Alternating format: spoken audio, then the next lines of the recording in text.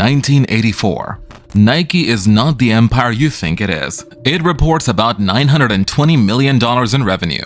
Adidas is 50% larger. Reebok is closing in fast and is about to overtake them entirely. Meanwhile, a 21-year-old from North Carolina is about to enter the NBA draft. He is not just any rookie. Every scout who watches him says the same thing. He is the most ferociously competitive human being they have ever seen in a gym. His name is Michael Jordan. And he wants absolutely nothing to do with Nike. His first choice is Adidas. It always has been. When Converse, the brand that owns basketball, the official shoe of the NBA, calls, Jordan shows up out of respect. "We are basketball," they tell him. Then they offer him $100,000 a year. Jordan doesn't blink. He files it away and waits for Adidas.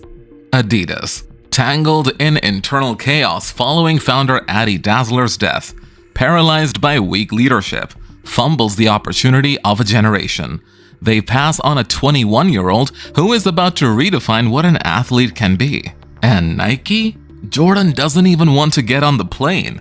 It takes his mother to make him go. That flight to Beaverton launches the most important endorsement deal in sneaker history. But before we get to the number that shatters every assumption in sports business, we go back to the beginning. Because the story of how Nike steals Michael Jordan is not simply a story about money. It is a story about desperation, psychology, and one move so aggressive, so bold, that the entire industry thinks Nike has completely lost its mind. Summer 1984. Nike's basketball division is bleeding out. Converse has the NBA locked. Magic Johnson, Larry Bird, Julius Erving, they all wear Converse. Nike is the outsider that nobody in basketball takes seriously. Rob Strasser, Nike's head of marketing, and Sonny Vaccaro, a street basketball organizer turned Nike consultant, are the two men tasked with changing that. They have a limited budget, a skeptical board, and exactly one chance to make a move big enough to matter. They identify Jordan, not because he is proven, he isn't yet. Not because the data tells them to, it doesn't. They choose Jordan because they believe, purely on instinct, on watching the way he moves, the way he competes, the way a crowd reacts when he touches the ball, that this man is going to be different from every athlete who has ever existed. Vaccaro tells Phil Knight directly, "Give Jordan everything." Knight listens. David Falk, Jordan's agent, has one non-negotiable demand before his client even steps on the plane. This is not a signature shoe deal. This is a personal brand. Jordan's name on the shoe, on the line, on the marketing, or there is no conversation. Nike agrees before the meeting even starts. When Jordan walks into the room, reluctantly, only because his mother insists, the Nike team is ready. They show him designs, a red and black shoe built specifically around the way he plays. They walk him through the vision, not just a shoe, a world, his world, on every court in America. Then they lay down the number, $500,000 a year, for 5 years. Plus Nike stock, plus royalties, plus $1 million committed specifically to marketing the shoe in its first 6 months alone. $500,000 in cash per year, combined with stock, royalties, and that marketing commitment, builds a package that Falk values at approximately $7 million in total. To put that in context, the previous highest sneaker endorsement deal for an NBA player is $150,000 a year.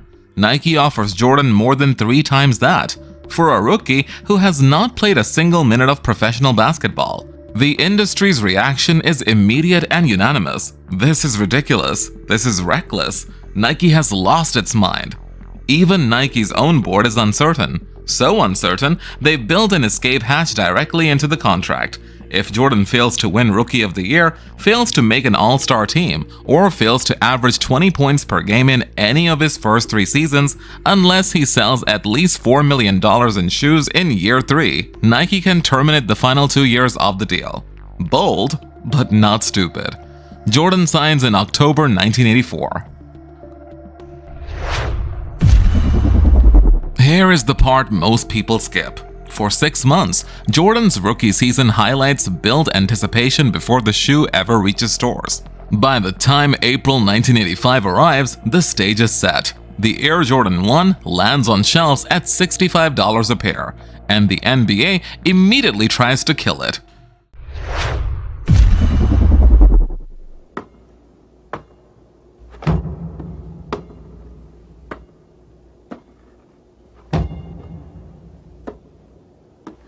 On September 15th, Nike created a revolutionary new basketball shoe. On October 18th, the NBA threw them out of the game. Fortunately, the NBA can't stop you from wearing them. Jordan's shoes, bold, red and black, the color of the Chicago Bulls, violate the league's uniform regulations, which require at least 51% white. The NBA sends a letter, $5,000 in fines for every game Jordan plays in them. Here is where most accounts get it wrong, and precision matters. Nike's own records indicate it is actually the Nike Airship, a precursor model that first draws the league's attention during preseason. The Air Jordan 1 later inherits the full weight of the controversy. Nike, rather than retreating, leans into it with full purpose. They run an ad. The camera holds on the shoe. A voiceover warns viewers the NBA has banned these shoes. Then it invites them to buy a pair anyway. Nike pays every fine, roughly $410,000 across the entire season. They do not pay it as a penalty. They pay it as a marketing budget. Every dollar spent in fines earns 10 back in cultural momentum. Within 2 months of launch, $70 million worth of Air Jordans have already sold. Nike's original projection for the entire first run of Air Jordan sales was $3 million, but they did $126 million in a single year. Nike does not just beat its forecast, it multiplies it by 42. In 12 months, on a shoe the league is actively trying to suppress. That number, $3 million projected, $126 million delivered, is the single most important data point in the history of sports marketing. It is the moment a shoe stops being a product and becomes a cultural force. The numbers after that are not a story about a shoe. They are a story about compounding power. By 1990, Nike's basketball division alone is pulling in approximately $1 billion annually. The flywheel? Sell the shoe. Fund the marketing, make the shoe more desirable, sell more shoes, never stop turning. In 1997, Nike launches Jordan Brand as its own subsidiary, a company within a company, built entirely around one man's name, image, and legacy. Adidas, watching from the sideline, never recovers the ground it surrenders in 1984. By 2019, Nike dominates the basketball footwear market with over 40% global share. Adidas holds somewhere between 11 and 14%. Nike's total revenue reaches $39.1 billion, roughly 60% larger than Adidas. The gap between the brand that hesitates and the brand that overpays is measured in decades of dominance. Jordan himself reaches billionaire status in 2014, driven primarily by Nike royalties on a brand that carries his name. In Nike's fiscal year 2024, Jordan Brand alone generates $7 billion in revenue. Here is what is so disturbing about this story when you sit with it long enough. Nike does not win because it is the biggest. In 1984, it is not. Nike does not win because it has the best product. Not yet. Nike wins because it is desperate enough to see what the bigger brands cannot see, or will not see. Converse is too comfortable. Adidas is too distracted. Both are standing directly in front of the most marketable athlete in the history of sport and offering him the standard rate. Nike offers him a world, and Jordan, only because his mother puts him on a plane, says yes.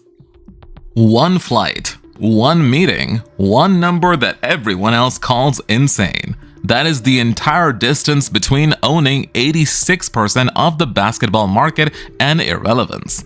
So here's the question that should stay with you long after this video ends. Right now, somewhere in the world, There is a 21-year-old that every major player in your industry is either ignoring or lowballing. The equivalent of Michael Jordan in 1984. Unproven, available, and about to become everything. The question is not whether that person exists. The question is whether you are desperate enough and clear-eyed enough to be the one who gets on the plane.